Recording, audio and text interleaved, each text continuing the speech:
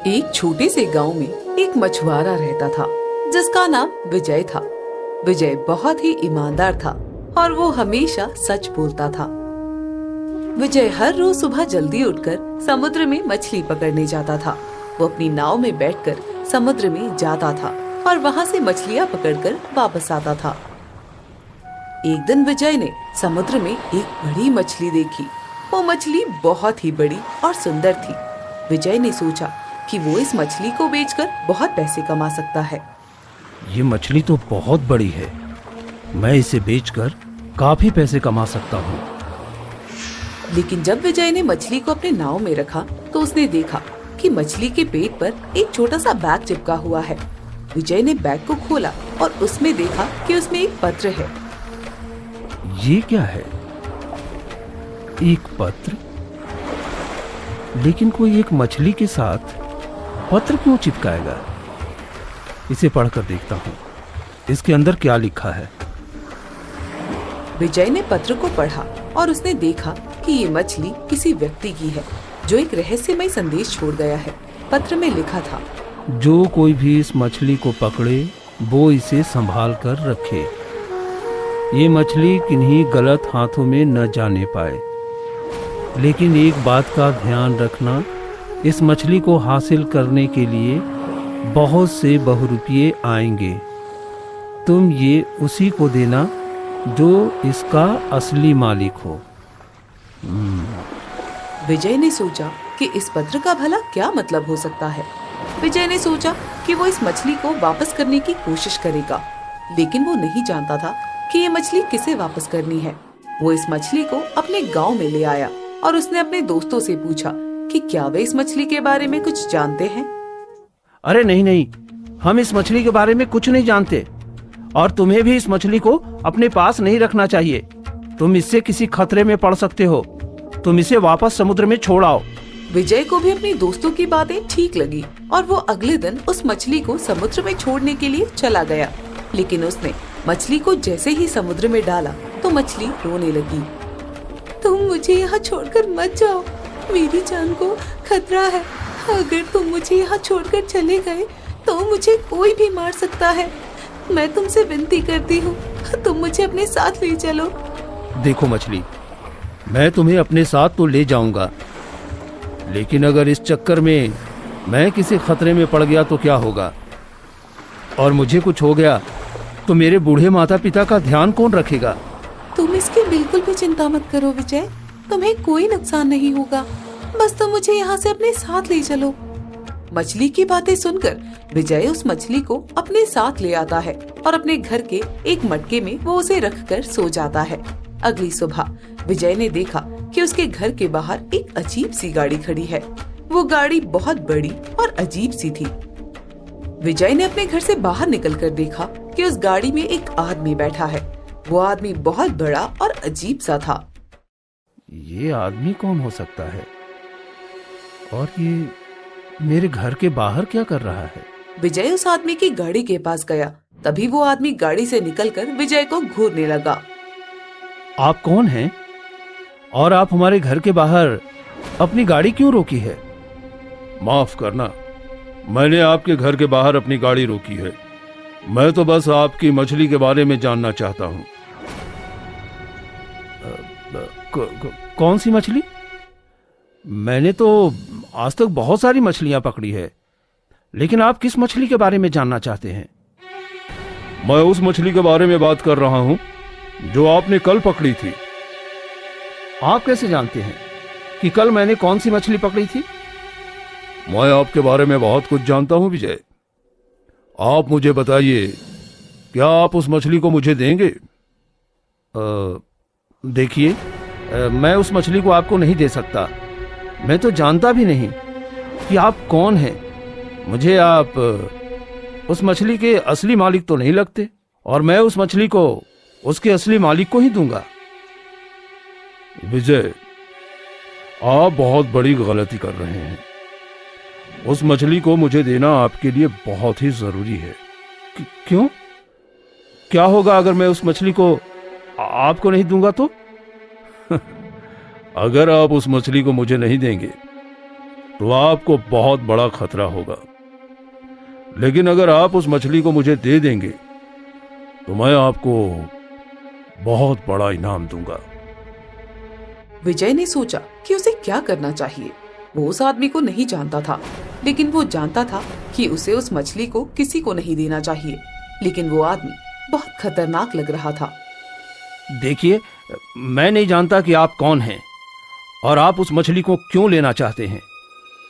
आखिर उस मछली में ऐसा क्या है, और मुझे तो ये समझ में नहीं आ रहा कि आपको ये कैसे पता कि वो मछली मेरे पास है। मैं आपको सब बताऊंगा विजय। दरअसल मैं एक वैज्ञानिक हूं और उस मछली में एक बहुत ही महत्वपूर्ण चीज है। अगर आप मुझे उस मछली को दे देंगे तो मैं आपको बहुत बड़ा इनाम दूंगा। लेकिन मैं आपके ऊपर कैसे भरोसा करूं? हो सकता है कि आप मुझसे झूठ बोल रहे हो। विजय, मैं आपको एक आखिरी मौका दे रहा हूं। अगर आप मुझे उस मछली को नहीं देंगे तो मैं आपको बहुत बड़ा नुकसान पहुंचाऊंगा। विजय ने धर्मेश की बात सुनी और वो बहुत डर गया। वो नहीं जानता था कि धर्मेश क्या करने की क्षमता रखता है। एक बार को वो घबरा गया, लेकिन अगले ही पल उसने उस आदमी धर्मेश से कहा, मैं आपको वो मछली नहीं दे सकता।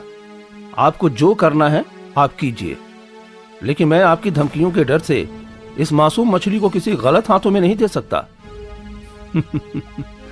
ठीक है विजय, अगर आप मुझे मछली देना नहीं चाहते तो ठीक है। अब आप जो भी भुगतेंगे उसका कारण आप खुद होंगे। इतना कहते ही वो आदमी धर्मेश एक सांप का रूप ले लेता है और विजय को डसने के लिए उसकी ओर बढ़ता है। तभी विजय की माँ घर के अंदर आती है और घर में इतना बड़ा सांप देखकर डर जाती है। उनके दरवाजे के पीछे एक लाठी रखी थी। वो लाठी को उठाकर सांप पर दे मारती है और उसे एक झोले में बंद कर लेती है। विजय, तू ठीक है ना बेटा? तुझे कुछ हुआ तो नहीं ना? नहीं माँ, मैं ठीक हूँ। तुम्हें तो कुछ नहीं हुआ ना? नहीं बेटा, मैं भी बिल्कुल ठीक हूँ, लेकिन हमारे घर में अचानक इतना बड़ा सांप कहाँ से आ गया? गांव में तो अब किसी के भी घर में सांप नहीं निकलते, तो फिर ये सांप अचानक यहाँ कैसे आ गया? पता नहीं माँ, मैं नहीं जानता। खैर तुम चिंता मत करो और इसे मुझे दे दो। विजय सांप के उस झोले को लेकर गांव की पहाड़ी की ओर चला जाता है ताकि वो उसे वहाँ छोड़ आए। विजय पहाड़ी पर जाकर एक गड्ढा खोदता है और सांप को उसके अंदर दफना देता है। रात होने तक वो अपने घर पहुँचता है और खाना खाकर सो जाता है। वो अपनी माँ को भी इस बारे में कुछ नहीं बताता। वो गहरी नींद में सो रहा था कि तभी उसे उसकी माँ के चिल्लाने की आवाज सुनाई देती है। अरे, हमारे घर में चारों तरफ इतने सारे सांप कहाँ से आ गए? ये तो हमें मार ही डालेंगे। विजय बेटा जल्दी से उठ। अपनी माँ के चिल्लाने की आवाज सुनकर विजय की आंख खुलती है। वो जैसे ही अपने घर के दरवाजे पर देखता है तो घर के चारों तरफ ढेर सारे सांप लिपटे हुए थे। तभी वो सांप घर के अंदर आ जाते हैं और निर्मला के शरीर पर लिपट जाते हैं। ये सांप तुम्हारे शरीर पर कैसे लिपट गए माँ? मैं इन्हें कैसे हटाऊं? विजय अपनी माँ के शरीर से उन सांपों को हटाने के लिए बहुत कोशिश करता है, लेकिन सांप उसकी माँ को डस ना ले, इसलिए वो बहुत सावधानी से काम ले रहा था। लेकिन सांप उसकी माँ के शरीर पर और कस के अपनी पकड़ बना रहे थे। उसकी माँ का शरीर धीरे धीरे नीला पड़ रहा था। ये सब उस मछली की वजह से हो रहा है, लेकिन उस मछली में ऐसा क्या है जिसके कारण हमारे ऊपर इतनी मुसीबत आ गई है? हे भगवान, हमारी मदद करो। विजय ने उस मछली को एक मिट्टी के कटोरे में रखा था। वो मछली अचानक सुनहरी रंग की हो जाती है और उसकी रोशनी इतनी तेज वहाँ पर फैलती है कि सारे सांप वहाँ पर जलकर राख हो जाते हैं। विजय की माँ को उन सांपों से छुटकारा मिल जाता है, लेकिन विजय को समझ नहीं आता कि आखिरकार मछली के पास ऐसी शक्ति आई कहाँ से। वो मछली की ओर देखकर बोलता है, मैं इतना तो समझ गया हूँ कि तुम कोई आम मछली नहीं हो। तुम्हारे पास जादुई शक्तियां हैं, लेकिन आखिर ऐसी क्या बात है जिसकी वजह से तुम्हें इतना खतरा है और तुम्हें बचाने वाले लोग पर भी इस तरह वार किया जा रहा है? मैं तुम्हें अभी सब कुछ नहीं बता सकती, लेकिन तुम मुझे किसी को मत देना, वरना मैं बहुत बड़ी मुसीबत में पड़ जाऊंगी। मैं तुमसे वादा करती हूँ कि तुम्हें या तुम्हारे परिवार को कुछ नहीं होने दूंगी। बस मुझे किसी को मत देना। तुम्हारी सुरक्षा की जिम्मेदारी मैं खुद लेती हूँ। ठीक है मछली, तुम चिंता मत करो। मैंने तुम्हारी सुरक्षा की जिम्मेदारी ली है, तो मैं तुम्हें ऐसे ही किसी को लेकर जाने नहीं दूंगा। जितना हो पाएगा मैं तुम्हारी रक्षा करने की कोशिश करूंगा। विजय मछली से ये सब बातें कर ही रहा था। कुछ देर बाद कुछ लोग उसके घर में घुस जाते हैं। वो विजय को रस्सियों से बांध देते हैं और मछली को उठाकर वहाँ से भाग जाते हैं। विजय की माँ मदद के लिए गांव वालों के पास जाती है। कोई मेरे बेटे की मदद करो, मेरा बेटा बहुत बड़ी मुसीबत में फंस गया है। कुछ लोग उस मछली की वजह से मेरे बेटे को अगवा कर ले गए। माफ करना निर्मला, लेकिन इस सब में हम आपकी कोई मदद नहीं कर सकते। हमने तो विजय को पहले ही कहा था कि उस मछली के चक्कर में वो मुसीबत में पड़ सकता है, लेकिन उसने हमारी बात सुनी ही नहीं। अगर हम उसकी मदद करने के लिए गए तो हम भी मुसीबत में पड़ जाएंगे। आप हमें इन सब चीजों से दूर रखिए। कोई भी गांव वाला निर्मला की मदद करने के लिए तैयार नहीं होता, क्योंकि उन्हें पता था कि इस वजह से बहुत बड़ी मुसीबत में फंस सकते हैं। निर्मला अपने बेटे को ढूंढते हुए गांव की अलग अलग जगह पर जाती है, लेकिन उसे अपना बेटा कहीं नहीं मिलता। हे भगवान, मेरे बेटे की रक्षा करना। पता नहीं वो लोग मेरे बेटे को कहाँ लेकर गए हैं। मेरा बेटा बस सही सलामत घर आ जाए तो मैं नंगे पांव चलकर आपके मंदिर आऊंगी और अपनी आखिरी सांस तक आपकी सेवा करूंगी। यहाँ विजय की माँ परेशान होकर भगवान से विजय की सलामती की दुआ मांग रही थी, और वहाँ पर धर्मेश और उसके आदमियों ने विजय को एक पहाड़ी पर रस्सियों से बांध रखा था, क्योंकि विजय ने मछली को एक ऐसे पात्र में रख दिया था जिसके बाहर एक ताला लग सकता था, और उसकी चाबी विजय ने कहीं छुपा कर रख दी थी। देख, मैं तुम्हें आखिरी बार कह रहा हूँ, मुझे इस पात्र की चाबी दे दे। मुझे ये मछली चाहिए। और तू क्यों इस मछली के चक्कर में अपनी जान खतरे में डाल रहा है? एक मछली के लिए भला कौन इतना करता है? मैंने इस मछली से वादा किया है कि जब तक मुझसे होगा मैं इसकी रक्षा करूंगा, और भले ही वो एक मछली हो, लेकिन ये जानते हुए भी कि तुम इसे नुकसान पहुंचाओगे, मैं तुम्हें कतई नहीं दे सकता। इसका मतलब कि तू ऐसे नहीं मानेगा। तुम लोग इसे तब तक कोड़े मारो जब तक ये पात्र की चाबी के बारे में ना बता दे। धर्मेश के आदमी बड़ी बेरहमी से विजय को कोड़े मारते हैं।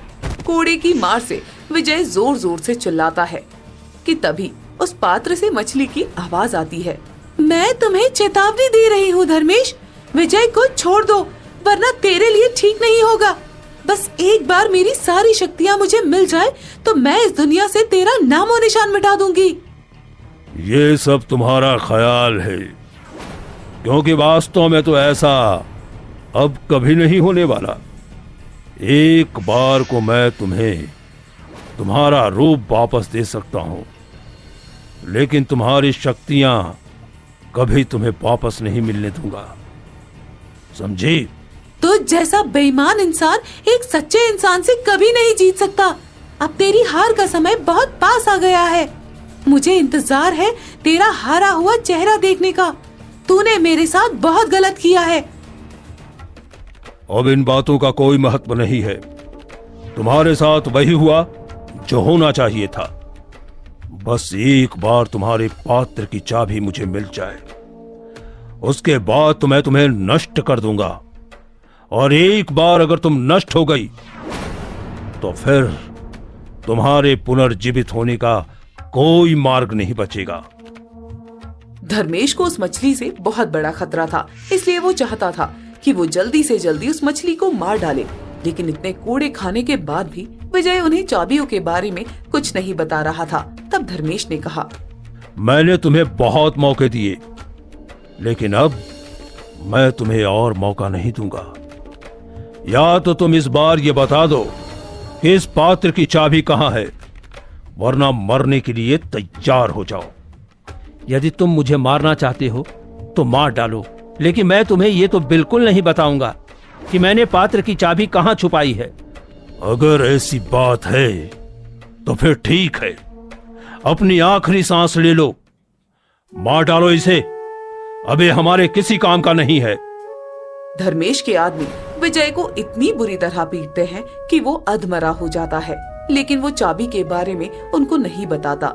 विजय इतना ईमानदार और नेक दिल था कि उसने मछली को बचाने के लिए अपनी जान की परवाह भी नहीं की कि तभी अचानक वहाँ एक बहुत बड़ा विस्फोट हुआ। जिस पात्र में विजय ने मछली को रखा था वो फूट गया और उसके भीतर से एक बहुत खूबसूरत राजकुमारी निकल कर आई। उस राजकुमारी को अपने सामने देखकर धर्मेश की आंखें फटी की फटी रह गई। नहीं, ऐसा नहीं हो सकता। आखिर तुम्हें तुम्हारा रूप कैसे मिल सकता है? ये तो मेरे बिना संभव ही नहीं था। अभी तो तुम्हें सिर्फ ये पता चला है कि मुझे मेरा रूप वापस मिल गया है, लेकिन तुम ये तो जानते ही नहीं कि मेरे रूप के साथ साथ मुझे मेरी शक्तियाँ भी वापस मिल गई है। अब मैं तुम्हें नहीं छोड़ूंगी। राजकुमारी अपनी शक्तियों से धर्मेश को कैद कर लेती है। उसके जितने भी आदमी थे उन्हें भी एक जाल में बांध देती है। वो जल्दी से भागती हुई विजय के पास जाती है, जिसकी हालत बहुत खराब थी। विजय की ऐसी हालत देखकर राजकुमारी को बहुत बुरा लगता है। मुझे माफ कर दो विजय, मेरी वजह से तुम्हारी हालत ऐसी हो गई है। मैं अपनी शक्तियों से तुम्हें ठीक करने की कोशिश करती हूँ। राजकुमारी विजय के सर पर अपना हाथ फेरती है तो धीरे धीरे विजय के शरीर से सारे घाव खत्म हो जाते हैं, लेकिन तभी राजकुमारी के हाथ पर एक गहरा घाव बन जाता है। विजय उठता है। ये आपने कैसे किया राजकुमारी? मेरे शरीर के सारे घाव ठीक हो गए और मुझे बिल्कुल दर्द भी नहीं हो रहा, मगर आपके हाथ पर ये इतना बड़ा घाव कैसे हो गया? तुम्हारी पीड़ा ठीक करनी थी तो कुछ पीड़ा का भाग तो मुझे भी लेना पड़ेगा ना। खैर ये सब छोड़ो, तुम जल्दी से बस मेरे साथ चलो, मुझे मेरे पिता को बचाना है। राजकुमारी विजय का हाथ पकड़ती है और इसे एक दूसरी दुनिया में ले जाती है, जहाँ पर एक बहुत बड़ा महल था, लेकिन महल के अंदर कोई भी नहीं था। ये तो महल है और राज्य कितना सुंदर है, लेकिन यहाँ पर न तो कोई प्रजा है और न कोई राजा। ये सब यहाँ क्या हो रहा है? ये सब उस धर्मेश का ही किया धरा है। ये पुष्पक नगर राज्य है। मेरे पिता यहाँ के राजा हैं और मैं इस राज्य की राजकुमारी। कुछ समय पहले धर्मेश मेरे पिता के पास आया और मेरे पिता के सामने विवाह का प्रस्ताव रखा, परंतु मैं और मेरे पिता जानते थे कि वो एक बहुत निर्दयी राजा है, इसलिए हमने उसे विवाह करने से साफ इनकार कर दिया था, लेकिन उसे ये बर्दाश्त नहीं हुआ। महाराज महेंद्र प्रताप सिंह, आपकी पुत्री के भीतर अहंकार कुछ ज्यादा ही है, जो उन्होंने मुझे ठुकरा दिया। तुम्हें अपनी सुंदरता पर कुछ ज्यादा ही अहंकार है ना कावेरी? तुम शायद भूल रही हो कि मुझे तंत्र मंत्र सबका ज्ञान है। मैं तुम्हारा रूप छीनकर तुम्हें एक मछली बना दूंगा और तुम्हारी शक्तियों का एक हिस्सा बांध दूंगा। फिर देखना तुम कैसे तड़प तड़प कर मरोगी। तुम्हारी हिम्मत कैसे हुई मेरी पुत्री से इस तरह से बात करने की? सैनिकों, बंदी बना लो इसे। उस समय तो मेरे पिता ने धर्मेश को बंदी बना लिया, लेकिन कुछ समय बाद न जाने वो कारागार से कैसे भाग निकला और उसने अपने तंत्र की शक्ति से मुझे एक मछली के रूप में बदल दिया। मैंने बहुत साधना और कड़ी तपस्या करके अपनी शक्तियाँ प्राप्त की थी, इसलिए वो मेरी सारी शक्तियाँ बांध नहीं सका, लेकिन उसने मेरी शक्तियों का अधिकांश हिस्सा बांध दिया, जिस कारण मैं अपनी शक्तियों का अच्छे से इस्तेमाल नहीं कर पा रही थी। लेकिन तुम्हारी वजह से मुझे मेरा रूप और मेरी शक्तियाँ वापस मिल गई। मैं तुम्हारी सब बातें समझ गया, लेकिन मुझे एक बात समझ में नहीं आई कि मेरी वजह से तुम्हें तुम्हारी शक्तियां और तुम्हारा रूप कैसे वापस मिल गया। मैंने तो कुछ किया भी नहीं। तुम एक बहुत ही ईमानदार व्यक्ति हो और तुम्हारी ईमानदारी की वजह से ही धर्मेश का वो तंत्र टूट गया। जब धर्मेश ने मुझे अपने तंत्र की शक्ति से एक मछली के रूप में बदल दिया था, तब एक ऋषि ने मुझे ये आशीर्वाद दिया था कि एक दिन एक ईमानदार व्यक्ति ही तुम्हें इस सब से बाहर निकालेगा। मेरे प्राणों की रक्षा के लिए खुद के प्राणों की परवाह नहीं करेगा, बस वही मुझे बचा सकेगा। और तुमने मुझे बचाने के लिए अपनी जान की परवाह भी नहीं की, इसलिए तुम्हारी वजह से मुझे मेरा रूप और मेरी शक्तियाँ वापस मिल गई। लेकिन अभी हमें मेरे पिता और हमारी सारी प्रजा को बचाना है, जिसे धर्मेश ने अपने महल में कैद किया हुआ है। तो फिर चलो, हम धर्मेश के महल में जाकर तुम्हारे पिता और बाकी सारे सैनिकों को वापस लेकर आते हैं। जब तक धर्मेश जिंदा है तब तक उसके महल का द्वार नहीं खुलेगा। तुम्हारे जैसा ईमानदार व्यक्ति ही उसका अंत कर सकता है। मेरे पिता की चांदी की तलवार से तुम उसे मार सकते हो, वरना उसे मारने का और कोई तरीका नहीं। राजकुमारी विजय को लेकर अपने पिता के महल के अंदर जाती है। वो विजय को अपने पिता की चांदी की तलवार देती है और विजय की दुनिया में वापस आ जाती है, जहाँ पर राजकुमारी ने धर्मेश और उसके आदमियों को बंदी बनाकर रखा था। राजकुमारी विजय के साथ वहाँ पहुँचती है और विजय राजकुमारी के पिता की चांदी की तलवार से धर्मेश का अंत कर देता है। तभी राजकुमारी के पिता महेंद्र प्रताप सिंह और उनकी पूरी प्रजा धर्मेश के महल से आजाद हो जाती है। राजकुमारी विजय के साथ अपने पिता के समक्ष पहुंचती है। राजकुमारी को विजय से प्रेम हो गया था, इसलिए वो अपने पिता से विजय के साथ विवाह की मंजूरी लेती है। राजकुमारी के पिता भी विवाह के लिए हाँ कर देते हैं और राजकुमारी एक सामान्य स्त्री बनकर विजय के साथ विवाह कर लेती है और धरती लोक पर आ जाती है, जिसके बाद वो विजय के साथ अपनी पूरी जिंदगी हंसी खुशी बिताती है। ये कहानी है आलसी लकड़हारा। एक छोटे से गांव में एक लकड़हारा रहता था। उसका नाम विक्रम था। वो बहुत ही आलसी था। वो हर दिन सुबह उठने में देरी करता था और फिर दिन भर आराम करता था। विक्रम के पास एक छोटा सा घर था, जहाँ वो अपनी पत्नी निशा के साथ रहता था। निशा एक मेहनती महिला थी। वो घर का सारा काम खुद करती थी।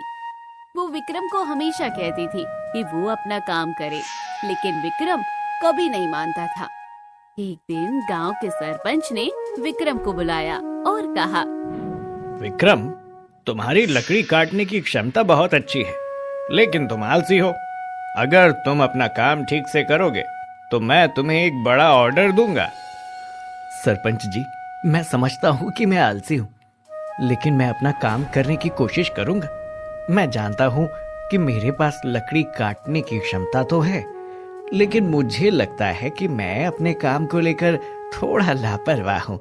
मैं अपने काम को लेकर ज्यादा गंभीर होने की कोशिश करूंगा और आपको आश्वस्त करता हूँ कि अपना काम ठीक से करूंगा। लेकिन जब विक्रम घर गया तो फिर से वो सो गया और उसने अपना काम नहीं किया। विक्रम, तुम फिर से सो रहे हो। तुम्हें अपना काम करना चाहिए। सरपंच ने तुम्हें एक बड़ा ऑर्डर देने का वादा किया है। निशा, मैं जानता हूँ कि मुझे अपना काम करना चाहिए, लेकिन मैं थोड़ा थक गया हूँ। मैं कल से अपना काम करना शुरू करूँगा। मैं वादा करता हूँ कि मैं अपना काम ठीक से करूँगा और मैं सरपंच को निराश नहीं करूँगा। लेकिन जब विक्रम उठा तो उसने देखा कि उसका ऑर्डर किसी और को दे दिया गया है। विक्रम को ये देखकर बहुत दुख हुआ। निशा, मैंने अपना काम नहीं किया और अब मेरा ऑर्डर किसी और को दे दिया गया है। क्या तुमने फिर से अपना काम नहीं किया? तुम्हें पता है कि हमें उस ऑर्डर की कितनी जरूरत थी? निशा, मैं माफी चाहता हूँ। इस बार मुझे माफ कर दो। मैं तुमसे वादा करता हूँ कि अगली बार अपना काम ठीक से करूँगा। तुम्हारी माफी स्वीकार नहीं है। तुम्हें अपने काम को लेकर ज्यादा गंभीर होना चाहिए था। तुम्हारा तो हर बार का यही नाटक है। जब देखो तब आलस में पड़े रहते हो। मैंने थोड़ी थोड़ी करके तो बचत करके रखी थी, अब तो वो भी खत्म होती जा रही है। निशा, मैं समझता हूँ कि तुम्हें मुझ पर गुस्सा आ रहा है। मैं तुमसे वादा करता हूँ कि मैं अपने काम को लेकर ज्यादा गंभीर होने की कोशिश करूँगा। तुम्हारे वादे अब मुझे नहीं चाहिए। मुझे तुम्हारे काम की जरूरत है। तुम्हें अपने काम को लेकर ज्यादा गंभीर होना चाहिए और अपने परिवार के भविष्य के बारे में सोचना चाहिए। विक्रम और निशा के बीच की बातचीत खत्म होती है और विक्रम अपने काम के लिए तैयार होने लगता है। वो अपने औजार इकट्ठा करता है और लकड़ी काटने के लिए निकल पड़ता है। विक्रम जंगल में पहुंचता है और लकड़ी काटना शुरू कर देता है। वो अपने काम में लगा रहता है और लकड़ी काटने की कोशिश करता है। वो कुछ देर तक लकड़ियाँ काटता है, लेकिन जल्द ही उसे नींद आने लगती है। काम करके बहुत थकान सी लग रही है। एक काम करता हूँ, थोड़ी देर के लिए सो जाता हूँ।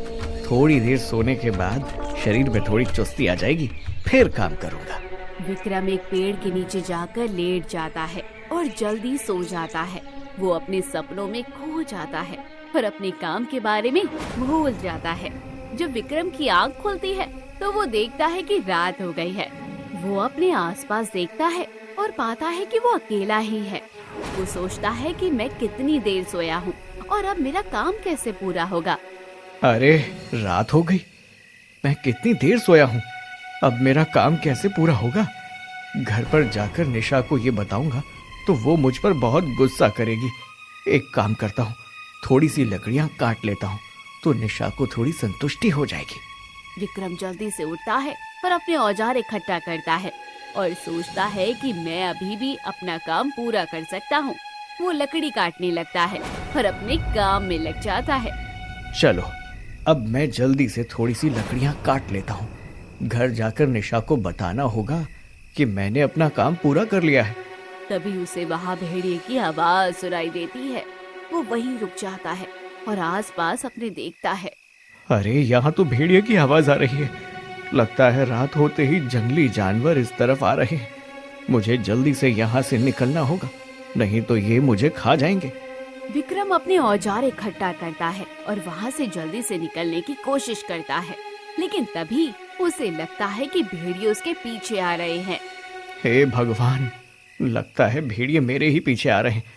ये मुझे पकड़ लेंगे। मैं क्या करूं? मगर मैं इनके हाथ लग गया तो ये मुझे मार ही डालेंगे। विक्रम जल्दी से भागने लगता है, लेकिन भेड़िए उसके पीछे आने लगते हैं। वो अपने आसपास देखता है तो सामने उसे बहुत बड़ा पेड़ दिखाई देता है। अगर मैं इस पेड़ पर चढ़ गया तो शायद भेड़ियों से बच जाऊंगा, वरना ये भेड़िए तो आज मुझे कच्चा चबा डालेंगे।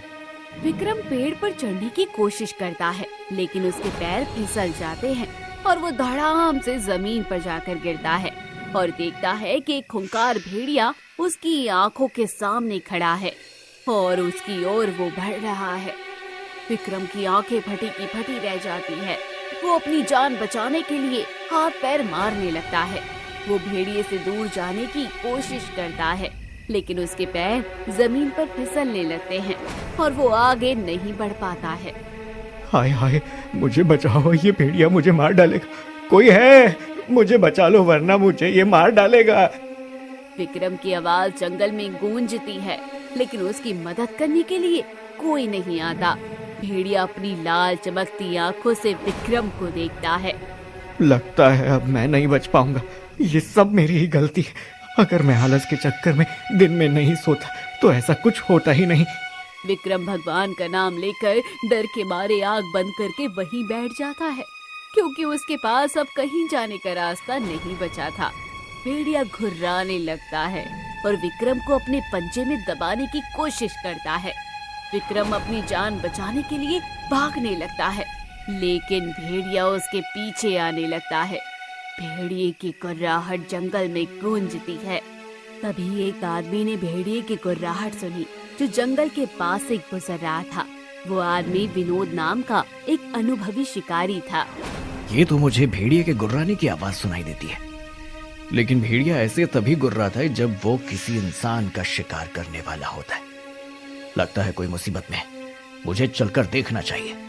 विनोद ने अपनी बंदूक ली और जंगल में घुस गया। वो भेड़िए की आवाज की ओर बढ़ने लगा। तभी उसने विक्रम को देखा, जो भेड़िए से भाग रहा था। विनोद ने विक्रम को कहा, तुम यहाँ से भागो, मैं इस भेड़िए को मार दूंगा। अरे ये भेड़िया है, ऐसे कैसे तुम इसे मार दोगे? ये मेरे साथ में तुम्हें भी मार डालेगा। अरे तुम चिंता मत करो, मैं एक शिकारी हूँ और मेरे पास मेरी बंदूक है। तुम जल्दी से दूसरी तरफ भाग जाओ। विक्रम दूसरी ओर भागा। विनोद ने अपनी बंदूक से भेड़िए को निशाना बनाया। उसकी बंदूक के भीतर बहुत सारे पत्थर भरे थे। जैसे ही पत्थर भेड़िए को लगा, वो वहाँ से दूर भाग गया।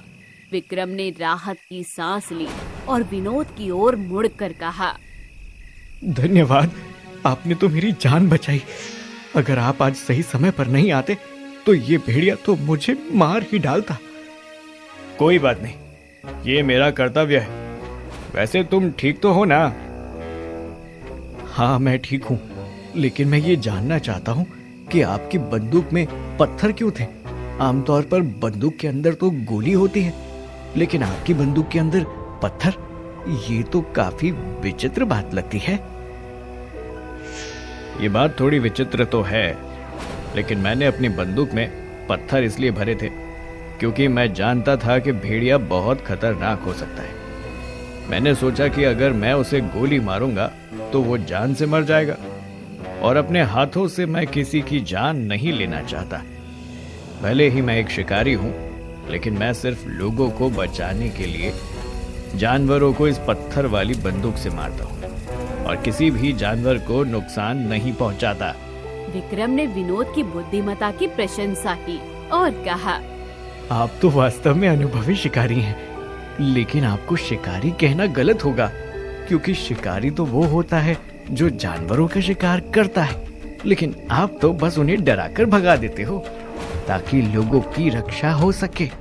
आपसे मिलकर बहुत अच्छा लगा। अच्छा तो मुझे भी लगा, लेकिन आप इतनी रात को इस जंगल में क्या कर रहे हो, ये जानते हुए भी कि रात को जंगल कितना खतरनाक हो सकता है? इसके पीछे की भी अपनी कहानी है। अगर जीवन में कभी दोबारा मुलाकात हुई तो जरूर सुनाऊंगा, क्योंकि अगर अभी हम दोनों इस जंगल में थोड़ी और देर रहे तो न जाने कौन से जंगली जानवर से फिर से सामना हो जाए। विनोद और विक्रम दोनों अपने अपने घर के लिए निकल जाते हैं। विक्रम घर आकर निशा को कुछ नहीं बताता, लेकिन निशा को उसके चेहरे पर चिंता दिखाई देती है। क्या हुआ? इतने परेशान तो तुम पहले कभी नहीं दिखे, तो फिर आज तुम्हारे चेहरे पर इतनी चिंता क्यों है? तुम्हारे साथ कुछ हुआ है क्या? कुछ नहीं, बस थोड़ा थक गया हूँ। वैसे भी भला मेरे साथ क्या ही हो सकता है। नहीं नहीं, तुम मुझसे सच नहीं कह रहे हो। और तुम्हें जंगल में आने में इतनी देरी क्यों हो गई? आखिर इतनी देर तक तुम जंगल में क्या कर रहे थे? मुझे बताओ, क्या हुआ है? ठीक है, मैं तुम्हें बताता हूँ। आज जंगल में मुझ पर एक भेड़िया हमला करने वाला था, लेकिन एक शिकारी ने मेरी जान बचाई। क्या तुम्हारा दिमाग तो नहीं खराब हो गया? ये तो मुझसे क्या कह रहे हो? एक भेड़िए ने तुम पर हमला कर दिया था। ये तो बहुत ही खतरनाक था। तुम ठीक तो हो ना? हाँ, मैं ठीक हूँ, लेकिन मैं अभी भी उस घटना के बारे में सोच रहा हूँ और मुझे लगता है कि मैं बहुत भाग्यशाली हूँ कि मेरी जान बच गई। अच्छा हुआ जो वो शिकारी सही समय पर वहां आ गया, वरना ये भेड़िया तो आज मुझे ले ही जाता। अरे, लेकिन जब तुम्हें पता है कि रात को जंगल में भेड़िए घूमते हैं, तो तुम इतनी रात गए जंगल में रुके ही क्यों थे? लकड़ियाँ काट कर लानी थी तो थोड़ा जल्दी काट कर ले आते। तुम ठीक कह रही हो निशा, लेकिन दिन में जब मैं लकड़ियाँ काटने गया था तो थोड़ी देर बाद ही मुझे नींद आ गई थी, और जब आंख खुली तो रात हो चुकी थी। मैंने सोचा कि अगर खाली हाथ घर जाऊंगा तो फिर से तुम मुझ पर गुस्सा करोगी, इसलिए मैं लकड़ियां काटने के लिए वहां रुक गया था। हे भगवान, अपने इस आलस के चक्कर में तुम किसी दिन बहुत बुरे फंसोगे। आज तो तुम्हें जैसे तैसे वो शिकारी मिल गया, लेकिन मैं तुमसे साफ साफ कहती हूँ कि अपने इस आलस को त्याग दो, वरना किसी दिन बहुत पछताओगे। अगले दिन विक्रम सुबह जल्दी उठा और निशा से कहा, निशा, अब से मैं सुबह जल्दी जंगल में जाकर लकड़ी काट कर ले आऊंगा। मैंने अपने आलस को त्यागने का निश्चय किया है और अब मैं अपने लक्ष्यों को प्राप्त करने के लिए मेहनत करूंगा। ये तो बहुत अच्छी बात है, मुझे पता है कि तुम ये कर सकते हो। विक्रम सुबह सुबह जंगल में गया और जल्दी जल्दी लकड़ियाँ काटने लगा। वो भेड़िए के डर की वजह से जल्दी जल्दी लकड़ियाँ काटना चाहता था। उसने जल्दी से लकड़ी काटी और फिर लकड़ी बेचने के लिए कारखाने की तरफ चल दिया। विक्रम लकड़ी बेचने के लिए कारखाने की तरफ निकल गया। वो सोच रहा था कि कारखाने में लकड़ी बेचने से उसे अच्छा पैसा मिलेगा, वो अपने परिवार की जरूरतों को पूरा कर पाएगा। विक्रम ने कारखाने की गेट पर पहुंचकर गार्ड से बात की। नमस्ते गार्ड भैया, मैं गांव का एक लकड़हारा हूँ। मैं यहाँ लकड़ियाँ बेचने आया हूँ, क्या मैं अंदर आ सकता हूँ?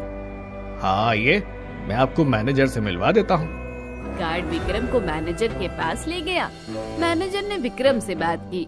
वैसे मुझे कुछ लकड़हारों की जरूरत तो है जो मेरे कारखाने के लिए लकड़ी काट कर ला सके। आपके पास अभी कितनी लकड़ियां हैं वैसे? जी मेरे पास लकड़ी के 4 गट्ठर हैं। अच्छा चलो ठीक है, लेकिन एक गट्ठर की कीमत क्या है? ये लकड़ी बहुत ही अच्छी वाली है जी, इसीलिए एक गट्ठर की कीमत 500 रुपए होगी। मैनेजर ने विक्रम की लकड़ी की जांच की तो उसे वो लकड़ी अच्छी लगी। उसने विक्रम से कहा, ठीक है, आपकी लकड़ी अच्छी है, इसलिए मैं आपको 2000 रुपए दे दूंगा। मुझे हर रोज आपसे लकड़ी चाहिए, तो आप हर रोज मुझे कुछ गट्ठर लकड़ी दे दीजिए।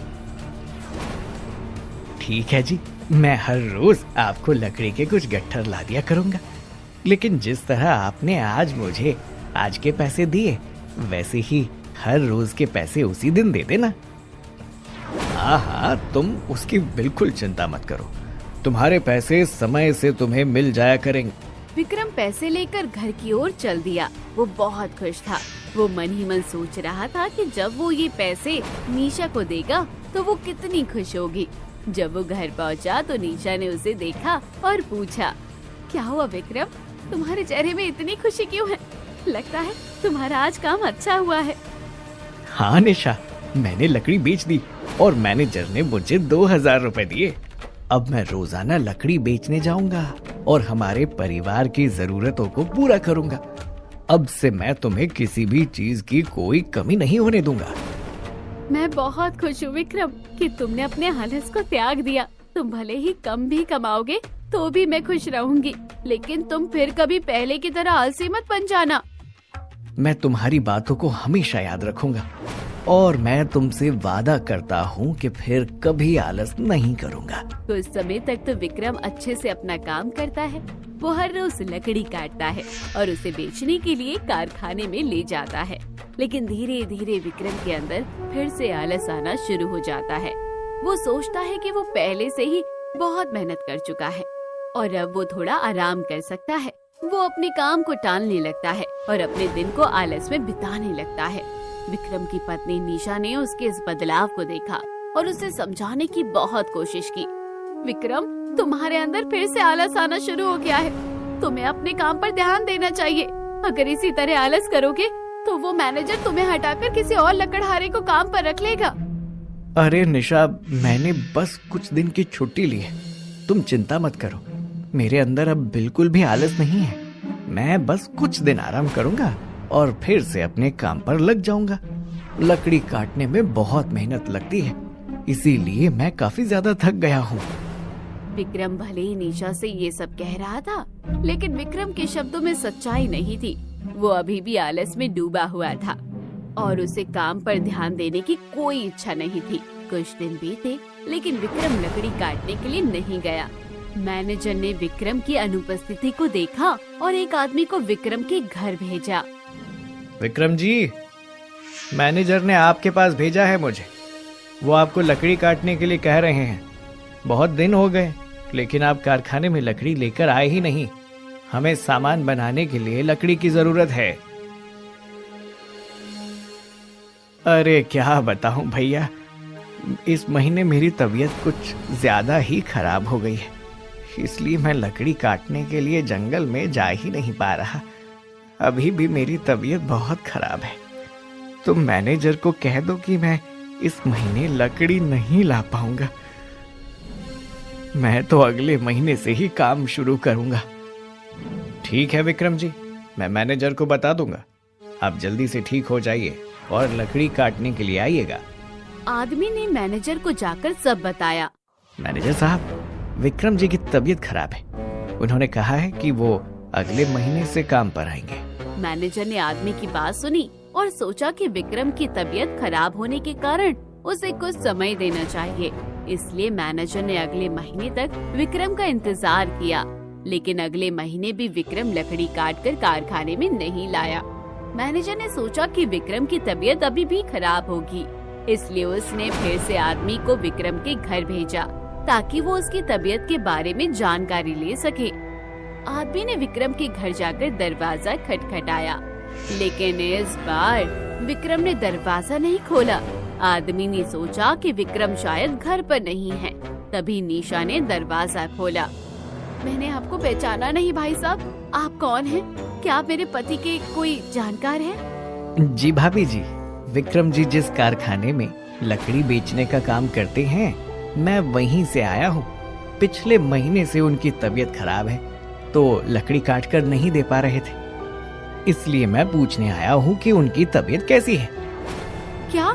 लेकिन उनकी तबीयत तो ठीक है, उन्हें कुछ भी नहीं हुआ।